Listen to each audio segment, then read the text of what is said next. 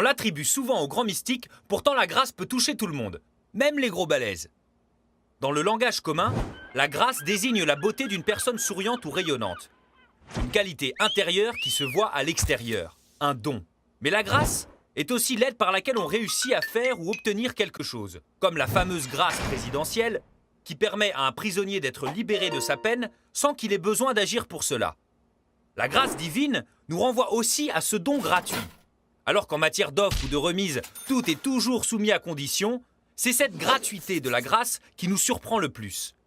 Nous l'obtenons sans mérite, mais elle nous est bien nécessaire. C'est elle seule qui nous sauve. C'est par la grâce, en effet, que vous êtes sauvés, par le moyen de la foi. Vous n'y êtes pour rien, c'est le don de Dieu. La première grâce, c'est la révélation de Dieu dans l'Écriture sainte. Mais la plus grande, c'est que Dieu se donne pour nous dans le Christ. Dieu nous donne sa grâce pour nous libérer. Et si la grâce nous libère, elle nous renvoie naturellement à tout ce qui nous enchaîne, à notre condition de pécheur. La bonne nouvelle, c'est que nous sommes libérés. La mauvaise, c'est que souvent, nous lui résistons. L'un de ses effets est de nous maintenir dans l'humilité et dans la confiance. Elle nous met en marche et par nos actes, notre vie devient messagère de la grâce. C'est à leurs fruits que vous les reconnaîtrez, nous rappelle Matthieu.